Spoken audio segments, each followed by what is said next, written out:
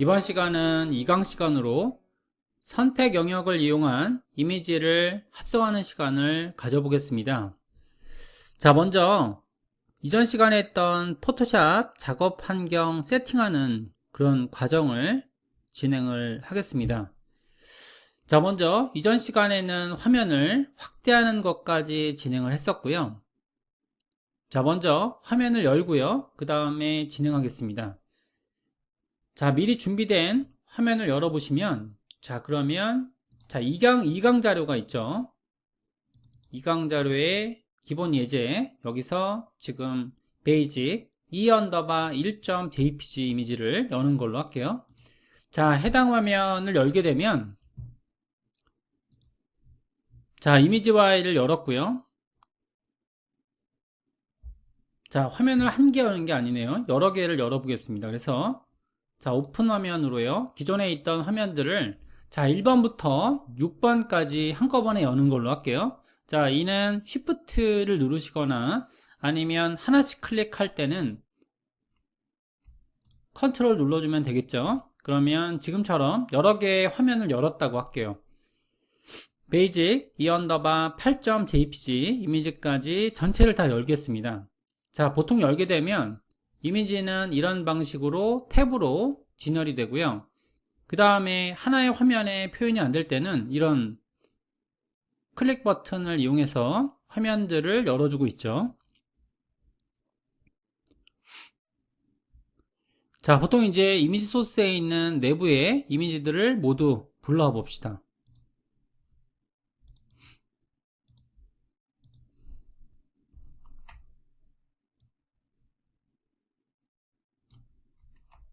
자, 불러왔고요. 자, 그 다음에 이제 작업 창들을 정렬할 수가 있게 되는데, 자, 보통 이제 볼 때 해당 작업 창들을 하나씩 눌러보면서 이렇게 편집할 수도 있지만, 자, 모니터 해상도가 크거나 아니면 이제 필요에 따라서는 뭐 이전 작업들을 보고 작업을 하거나 이런 경우들이 있겠죠. 이렇게 했을 때는 저희가 이제 몇 개의 화면들을 동시에 화면을 보고 작업을 할 수가 있기도 합니다. 자, 일단 불러온 파일들 중에서 3개 파일이 정렬되는 그런 기법들은 자, 윈도우에 자, 어렌지라는 기능이 이렇게 있고요. 자, 어렌지라는 기능들 중에서 뭐 이런 방식들이 있는 거죠. 자, 보게 되면 첫 번째 기능부터 먼저 눌러볼게요. 자, 타일 버티컬이라는 기능이 있죠. 이렇게 하게 되면 그럼 이제 수직으로 이런 창들이 수직창으로 좀 배열이 되고 있고요. 자, 상황에 따라서는 이런 것들이 작업이 어려울 수 있기 때문에 그 다음에 이제 가로창으로 타일이 되는 경우들도 이렇게 있습니다. 이는 거의 작업이 잘 안 되죠. 자, 그 다음에 이제 어렌지 기능들 중에서 자, 2옆 가로 방향으로 연결되는 그런 구조들이 있죠. 자, 여기서는 첫 번째 파일이 있고요. 그 다음에 나머지 파일들은 여기 배치가 이렇게 돼 있습니다. 그죠? 이런 식으로 1번 파일이 아래쪽에 배치가 돼 있고, 자, 나머지 파일들이 이제 이런 식으로 두 개 있는 그런 탭 형식으로 정렬되는 그런 기법들이고요. 자, 어렌지 기능을 보게 되면, 그러면 이제 2옆 버티컬이라고 하게 되면 이렇게 두 개가 배치가 되겠죠. 그리고 자, 복수의 창이 있는 경우에는 이런 식으로 선택을 할 수가 있게 되고요.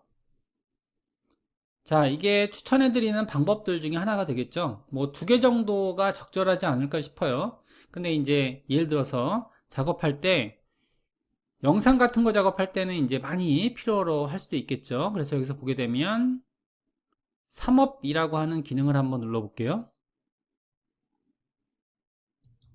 자, 이렇게 세 개 창으로 분할이 돼서 보이고 있죠. 마찬가지로 여기서는 이런 식으로 창들이 상단에 있는 이미지들은 여기서처럼 이렇게 복수로 되어 있습니다. 자, 하나만 더 볼게요. 자, 그 다음에 지금처럼 모든 탭들이 이렇게 분리되어 있는 경우들이 있죠. 이렇게 분리되어 있는 경우들이 가장 이제 적절하게 쓰기가 쉬울 겁니다. 자, 이런 방식으로 이렇게 모든 창이 탭으로 고정될 때 가장 많이 쓰는 기능이 이거죠. 그죠? 이렇게 해서 All to 탭이라는 기능으로 모든 파일들의 작업창이 각각 분리되는 걸로 이렇게 지정할 수도 있게 됩니다. 자, 그 다음에 이제 모두 이제 풀로 되어 있는 기능들을 사용할 수가 있게 되는데요. 자, 이런 기능들은 잘 안 쓰는 것 같아요. 그래서 이렇게 하게 되면 이제 창이 아무래도 이제 정렬이 안 돼 보이니까, 자, 이런 기능들보다는 가장 많이 쓰는 기능은 Alt 탭이라는 기능으로 이렇게 하게 되면 정렬이 되겠죠. 자, 그 다음에 이제 화면 모드를 변경하는 과정에 대해서 한번 말씀을 드리겠습니다. 자, 기존 창을 다 닫고요. 닫을 때에는 파일의 Close All 기능을 누르거나, 자, 그리고 이제 화면 창을 하나 열고 그 다음에 진행하고 있습니다. 화면 모드 변경하는 것에 대해서 알려드릴게요. 자, 툴 패널에 화면 변경 아이콘을 클릭한 채로 1초를 기다리거나, 아니면 마우스 오른쪽 버튼을 누르면 모드 선택 메뉴가 나타나게 됩니다. 혹은 자, 뷰 기능에 들어가 보시면 여기에 스크린 모드라는 메뉴를 클릭해도 똑같은 기능을 이렇게 가지고 있습니다. 화면 모드는 작업 중인 파일이 있을 때만 변경할 수가 있게 되고요. 따라서 첫 번째 파일을 여시고 그 다음에 진행하면 됩니다. 자, 누르게 되면 일단은 스탠다드 스크린 모드라는 건 기본 화면 모드가 되겠죠.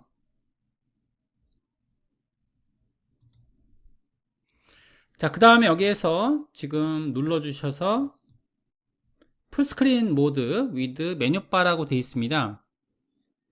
자, 여기에서는 표준 화면 모드에 비해서 자유로운 편집이 가능하게 되죠. 창이 커지게 되는데 일단 이제 전체 창을 다 쓰고 있다라는 그런 부분이 있고요. 자, 그 다음에 이제 풀스크린 모드는 전체 화면으로 전환이 됩니다. 화면 측면에 마우스를 가져가서 1초만 기다리면 숨겨져 있던 툴 패널, 보조 패널들이 나타나게 되는데요. 자, F나 ESC 기능을 누르게 되면 스탠다드 스크린 모드로 되돌아가게 됩니다. 하게 되면 풀스크린 모드가 되게 되면 그러면 이렇게 되고요. 여기서 가까이 가서 이렇게 가만히 기다리고 있으면 이런 메뉴들이 이렇게 등장하는 걸 알 수가 있습니다. 자, 그리고 ESC 기능을 누르게 되면 그러면 원래의 모드로 다시 되돌아가게 되죠.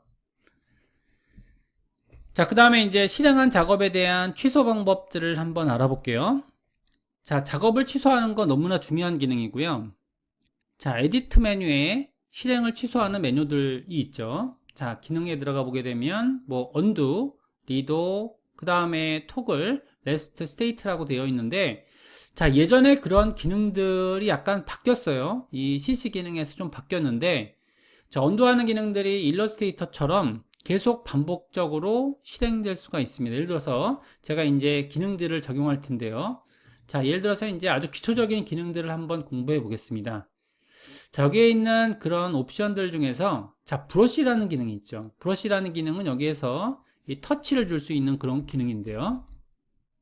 자, 붓 크기를 이렇게 크게 만들었다고 할게요. 자, 붓 크기는 여기서 조정할 수 있습니다. 저는 이제 100이라고 사이징을 한 거고요. 자, 붓 크기를 그렸다라는 건 뭐가 되냐면 여기서는 이제 부드러운 이런 붓에 터치를 남겼다고 할게요. 이런 식으로 붓에 터치를 남기게 되면 자, 이미지 위에다가 이제 리터칭을 한 거죠. 그럼 이제 여러 가지의 수정사항이 나오겠죠. 그럼 이제 이 작업이 잘못됐다라고 하게 되면 그러면 컨트롤 Z로 이렇게 돌릴 수가 있습니다. 계속 컨트롤 Z를 누르게 되면 그러면은 뒤로 돌릴 수 있는 거죠. 이런 작업된 내용들을 취소하는 메뉴들도 있고요. 그 다음에 여러 가지의 패널들도 존재하고 있습니다. 그래서 히스토리 패널이라는 것도 있고요. 히스토리 브러쉬 툴도 있습니다. 실행한 작업을 취소하는 그런 복원하는 그런 방법들이 여러 가지가 있는 거죠. 실행한 작업을 취소하는 방법들은 일단은 다시 한번 리터칭을 한번 해볼게요. 자, 위에서 브러쉬로 첫 번째 작업, 두 번째 작업, 세 번째, 네 번째, 다섯 번째, 여섯 번째, 일곱 번째, 여덟 번째, 아홉 번째, 열 번째, 10번의 작업을 한 거죠. 자, 10번의 작업을 하게 되면 그러면 실행한 작업을 취소하기 위해서는 자, 에디트 기능에 지금 undo라고 되어 있죠. 그죠? 여기에 관련된 건 마지막에 적용됐던 툴 기능이 존재하게 되고요. 단축키는 너무나 중요하겠죠. 그죠? Z를 사용하게 되면 그러면 이런 10번의 브러쉬 기능을 순차적으로 없앨 수가 있습니다. 자, 이런 언두 메뉴는 마지막에 실행한 작업을 취소하는 그런 메뉴가 되겠고요. 자, 그 다음에 여기서 히스토리 패널이라는 것이 있습니다. 여기서 패널을 보게 되면 여기에 있는 그 브러쉬 내용들이 있죠. 그래서 히스토리 패널을 가보게 되면 그러면 여기서 최종적으로 열린 파일은 여기 있고요. 그리고 작업된 파일은 이렇게 있죠. 그래서 최종 작업까지 갈 수 있게 되는 거죠. 자, 기능들을 보게 되면 히스토리 패널은 실행한 작업 내역을 순서대로 기록하는 그런 패널이 되겠습니다. 기본적으로는 20회의 내역이 기록되게 되고요. 자, 그 다음에 기록 횟수를 변경하려고 하게 되면 환경 설정 부분에 들어가시면 되시는데요. 보통 이제 환경 설정이라고 하게 되면 에디트 기능에 들어가 보시면 자, 프레퍼런스에 퍼포먼스라는 기능이 이렇게 있습니다. 자, 들어가 보시면 여기까지 이렇게 돼 있고요. 자, 나타나 있는 그런 기능들 중에 히스토리 스테이터스라는 기능이 있죠. 이게 이제 50회까지 기록된다는 그런 내용이 되는 거죠. 자, 이게 많을수록 용량이 커지겠죠. 그죠? 작업하는 그런 기능들이 이렇게 나타나게 되고요. 자, 이를 취소하고요.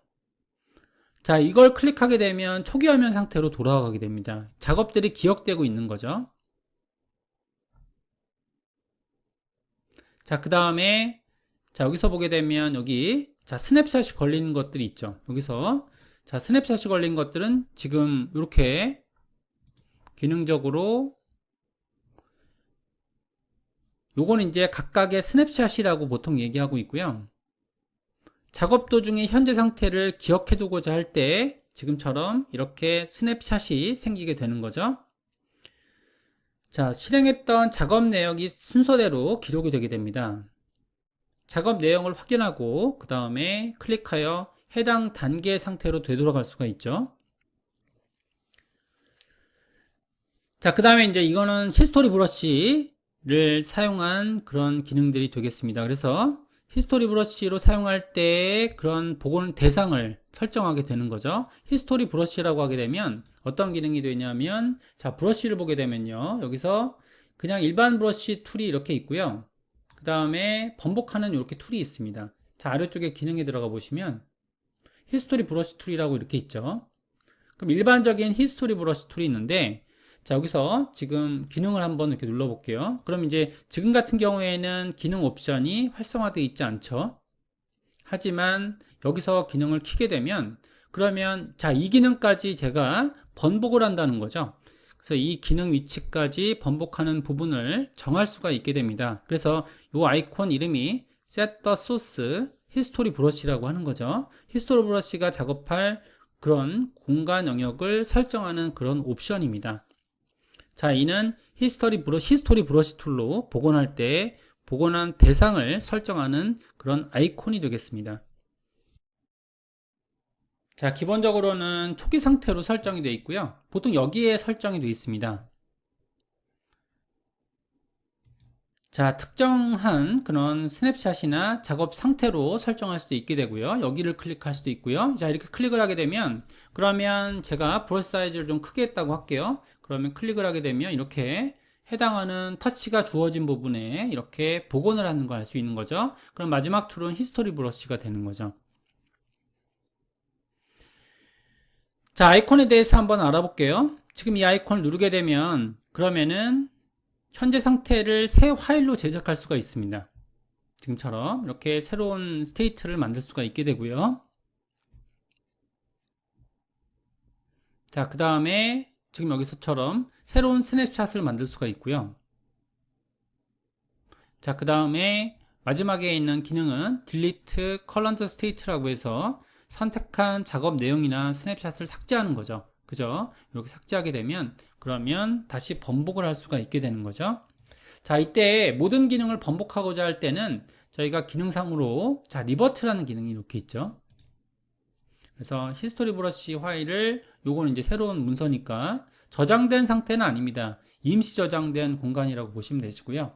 자, 파일에서 리버트 하게 되면 지금 작업 공간을 옮겨왔고요. 베이직 2_1.jpg 파일로 옮겨왔고요. 이를 리버트 하게 되면 다시 원복이 되는 걸 볼 수 있는 거죠. 자, 따라서 이렇게 히스토리 브러쉬 툴을 사용하게 되면 아까 전에 스냅샷으로 지정된 부분에 대해서 초기 상태로 복원할 수가 있을 수 있습니다. 그래서 히스토리 브러쉬 툴은 드래그하여 그리는 부분을 초기 상태로 복원하는 그런 도구가 되겠습니다. 히스토리 패널의 설정으로 특정 작업 단계의 상태로도 복원할 수 있게 됐죠. 자, 여기까지 해서 기본적인 복원에 따른 내용들을 지금 알려드렸고요. 자, 설정에 따른 내용들 몇 가지 여태까지 1강과 2강을 통해서 전해드렸고요. 자, 이번 강좌의 내용은 기본적인 선택 옵션에 대해서 알아보는 거죠. 자, 선택 툴들은 여러 가지가 있는데, 자, 여기서는 첫 번째 아이콘은 요건 아트보드에 관련된 툴들이고요.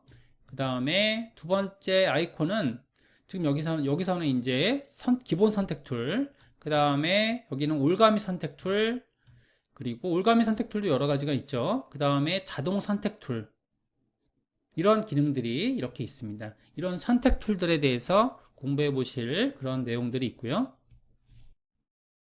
선택 툴에 대해서 알아보게 되면 기본 선택 툴 관련돼서 전해 드리겠습니다. 자, 선택 툴을 보게 되면 기본적인 선택 툴 영역을 보게 되면 사각형 선택 영역을 만드는 부분이 있고요. 자, 이는 그래픽적인 이런 어떤 오브젝트를 그리는 것이 아니고 실제로 선택하는 부분이 되는 거죠. 그래서 선택된 영역들을 지정할 때 이렇게 선택 툴을 사용하게 됩니다. 자, 그 다음에 이제 원형 선택 툴, 원형 선택 툴은 원형을 지정할 때 이렇게 원형 선택 영역을 만들게 되는 거죠. 자, 기본 선택의 옵션에 보게 되면 지금 싱글 로우 마키 툴이라고 있는데, 이는 이제 하나의 이런 열을 지정할 때 가로선 선택 영역을 만들 때 쓰게 되고요. 그 다음에 싱글 컬럼 마키 툴이라고 있죠. 이거는 이제 세로선 선택 영역을 만들고자 할 때 쓰는 그런 기능이 되겠습니다. 자, 보게 되면 일반적인 사각형 툴로 지정했다고 할게요. 영역을 지정하게 되면 그러면 이제 여기서 자, 이동 툴이라고 있습니다. 자, 레이어 패널에 선택한 레이어나 글자 오브젝트들의 위치를 이동시킬 때 쓰는 기능인데요.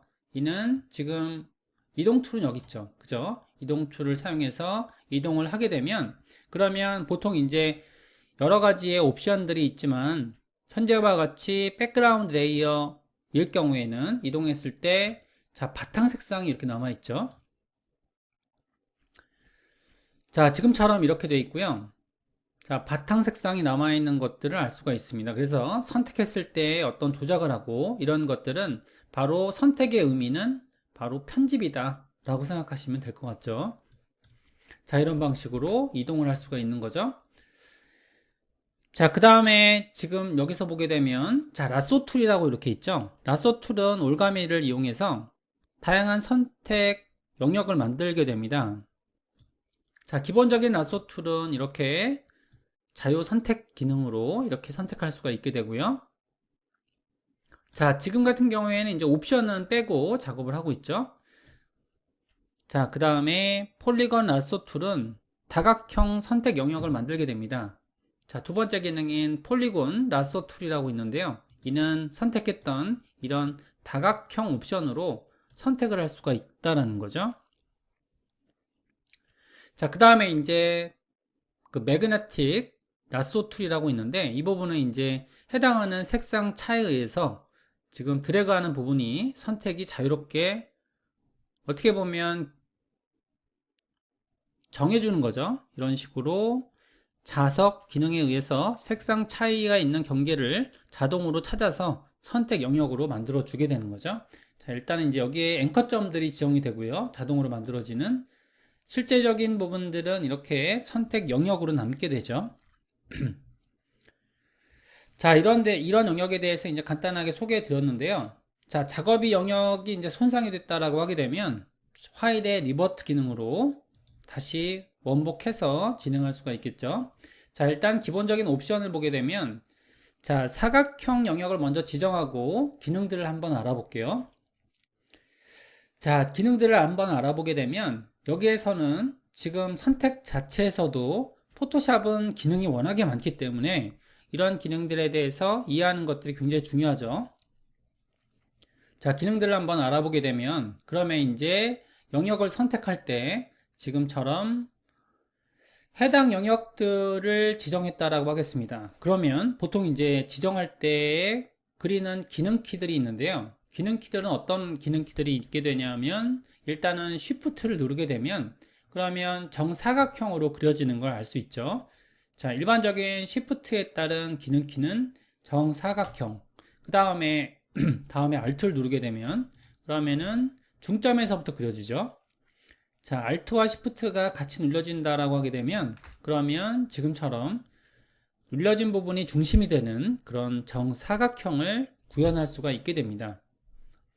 자, 그 다음에 옵션을 보게 되면 여기에서는 지금 선택 사항들을 만들 수가 있게 되고요. 자, 프리셋은 아직 없죠. 그죠? 이런 기능이 없다라는 건 이미 정해진 어떤 그 기능적인 부분들이 없다라는 거고요. 자, 그 다음에 여기서 보게 되면 두 번째 기능은 바로 셀렉션을 추가하는 기능이죠. 자, 일반적으로 첫 번째 기능을 누른다라고 하게 되면 다음 사각형을 그려주게 되면 어떻게 될까요? 그러면 선택이 빠지겠죠. 그죠? 선택이 빠지게 됩니다. 근데 이걸 누르게 되면 선택이 더해지는 걸 알 수 있는 거죠. 자, 그 다음에 세 번째 옵션 키는 선택이 이런 식으로 빠지는 거고요. 기존 옵션에서. 자, 그 다음에 이 부분은 교차 부분만 남게 된다는 그런 옵션이 있죠. 적절히 활용하셔서 제작하시면 되시는데 일반적으로 어떤 툴이든 간에 이런 기능들은 초기화된 기능은 바로 첫 번째 기능임을 알 수 있는 거죠. 따라서 만약에 네 번째 기능을 적용했다라고 하게 되면 그러면은 제가 이것을 첫 번째로 놓으시고 지정하시는 게 좋을 것 같습니다. 자, 그 다음에 이제 피더란 기능은 어떤 기능이냐면 피더란 원래의 뜻을 갖고 있으면 이 뜻은 바로 깃털이란 의미를 가지고 있습니다. 그래서 저희가 깃털 보게 되면 지금 선택된 좌우로 이렇게 상하좌우로 어떤 부드러움이 퍼져 있는 거죠. 예를 들어서 10이라는 이런 피더 옵션을 줬다라고 할게요. 자, 지정하게 되면 그러면은 여기서처럼 피더 옵션을 지정하고요. 다시 선택을 했다라고 하겠습니다. 자, 일단은 약간 선택된 양식이 좀 달라지죠. 달라지게 되는데 이때는 지금 거의 이 옵션에 있어서는 뭐 둥그런 사각형이 그려진 듯한 느낌이 들고 있는데 아까 전에 배우셨던 이동 툴로서 해당하는 영역을 이동시켜 볼게요. 자, 어떻게 됐을까요? 자, 선택된 부분들이 달라지는 걸 알 수 있죠. 그죠? 여기서처럼 선택된 부분이 흰색 바탕을 통해서 자, 여기서 이제 지금 수업을 들으시는 분들이 다르게 보이시는 경우에는 여기에서 지금 디폴트 포그라운드 앤 백그라운드 컬러를 누르시고요. 수업을 들으시면 똑같은 이런 환경을 볼 수가 있을 겁니다. 자, 이때는 이제 선택할 때 다시 피더가 없는 그런 사각형으로 한번 그려볼게요. 자, 영인 사각형을 한번 그려보면 도형을 영인 사각형으로 옵션을 지정하고요. 위치를 이동시켜 보겠습니다. 자, 이동시켜 보면 어떻게 달라졌을까요? 자, 잘려진 부분이 매끈한 걸 알 수 있죠. 그죠? 이게 피더가 진행된 조건이고요. 그 다음에 이 부분이 피더가 진행되지 않은 조건인 거죠. 따라서 여기서처럼 요 내용들이 이런 옵션이 바로 피더인 거죠. 자, 그 다음에 나와 있는 그런 기능들이 안티얼라이어스라는 기능이 있는데요. 지금 이 기능이 포토샵에서는 굉장히 중요합니다. 자, 이미지가 손상됐기 때문에 다른 파일로 좀 열어볼게요. 자, 지금 파일을 저장하지 마시고요. 클로즈 하시고, 자, 저장하지 않는다라고 하게 되면 노를 누르시고요. 화면을 새롭게 열어볼게요. 일단은 이 화면은 8번을 여는 게 좋을 것 같습니다. 자, 왜냐하면 이제 선택사항들이 정확하게 지정이 되니까 보게 되면 자, 보통 이제 제가 원을 사용했다라고 한번 볼게요. 자, 원을 선택을 하게 되면 사과 이미지에다가 원을 그려줬습니다. 자, 컨트롤 플러스로 지금 해당하는 기능을 확대했다고 할게요.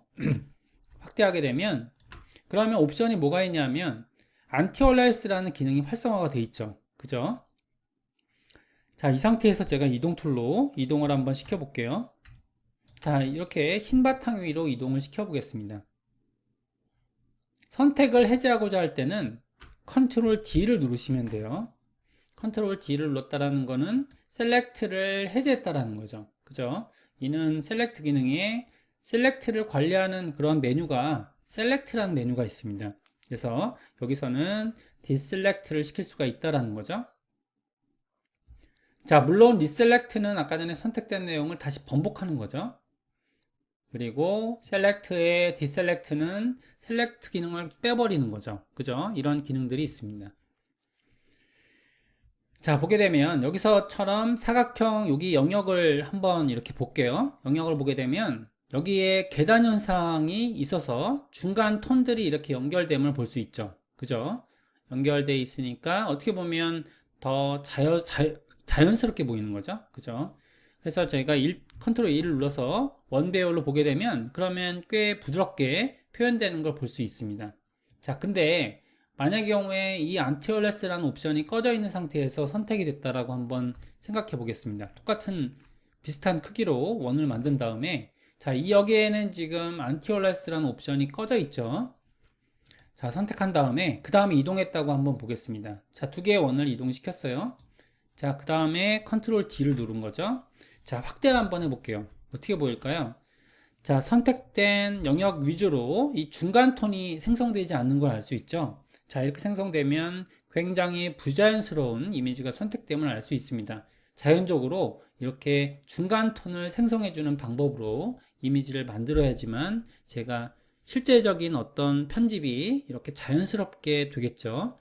따라서 이런 옵션들은 여기에 안티얼라이즈라는 옵션이 켜져 있어야 되는 거고요. 자, 파일에 따른 이런 리버트 기능을 할게요. 자, 근데 과연 왜 사각형에는 이 기능이 떠 있지 않을까요? 자, 사각형에는 그럴 이유가 없기 때문이죠. 왜냐하면 직선 툴이기 때문에 이런 중간톤 생성이라는 게 의미가 없기 때문에 이 옵션에 대해서는 지금 더 이상 활성화될 필요가 없는 거죠. 자, 그 다음에 사각형 툴에 대해서 이제 전해드리고 있고요. 자, 스타일에 가보시게 되면 그러면 여기서 스타일을 보게 되면 일반적인 사용자 드래그 방식이 있고요. 그 다음에 정해진 그런 비율 방식이 있습니다. 픽스 레시오라는 기능이 있는데요. 픽스 레시오라는 기능을 누르면 1대1 배열로 무조건 그려지는 거죠. 이는 정사각형을 그릴 때 쓰는 기능이고요. 자, 그 다음에 물론 Shift를 누르면 이런 기능이 적용이 되지만 뭐 예를 들어서 2대3 배율로 그리겠다 라고 하게 되면 그러면 이 옵션을 켜야겠죠. 자, 그 다음에 좋은 기능은 이제 픽스 사이즈. 이는 정해진 크기대로 50픽셀의 크기를 정확하게 그려낼 수 있는 거죠. 이런 기능들은 웹 작업을 할 때는 굉장히 필요한 기능들이 되고요. 자, 그 다음에 셀렉트 앤 마스크라는 기능이 있죠. 그죠? 셀렉트 앤 마스크라는 기능을 눌러주시게 되면 그럼 이제 여기에 지금 이런 대화창이 뜹니다. 그죠? 자, 셀렉트 서브젝트라는 기능이 뜨는데 이 대화창에 대해서는 꽤 복잡하기 때문에요. 나중에 수업 시간이 좀 지나게 되면 그러면은 진행하는 걸로 하겠습니다. 자, 캔슬 버튼 눌러서 다시 되돌아가는 걸로 할게요. 셀렉트 앤 마스크라는 이런 기능들은 나중에 다시 한번 학습을 해보는 걸로 그렇게 진행을 하고요. 자, 기본적인 선택 옵션에 대해서 전해드렸습니다. 자, 그 다음에 라sso 툴은 말 그대로 기능들이 거의 비슷하고요. 여기서도 추가적인 옵션들이 있고요. 피더라는 옵션은 여기도 있습니다. 안티얼라이즈라는 옵션이 있고요. 사선이 나올 수 있기 때문이죠. 자, 그 다음에 폴리곤 라sso 툴이라고 이렇게 있죠. 이 툴은 일반적인 이런 각진 모양으로 선택을 할 때 쓰는 기능들이고요. 자, 이렇게 지정할 수 있는 거죠. 폴리곤 라sso 툴을 사용해서 선택 영역들을 만들 수가 있습니다. 자, 그 다음에 여기 아래쪽에 기능에 보게 되면 자석 라sso 툴이라고 있고요. 자, 여기에 따른 옵션들은 조금 정해져 있죠. 자, 위드라는 영역이 이렇게 정해져 있고요. 그 다음에 컨트라스트, 그 다음에 이런 기능들이 나와 있는데 이게 왜 이런 기능들이 존재하게 되냐면 이 감도를 측정해야 되기 때문이죠. 그죠? 감도를 측정하는 기능들이 있기 때문에 이렇게 있는데 이제 부정확한 선택이 이루어질 수밖에 없다라는 거죠. 이런 기능들이 이렇게 있습니다.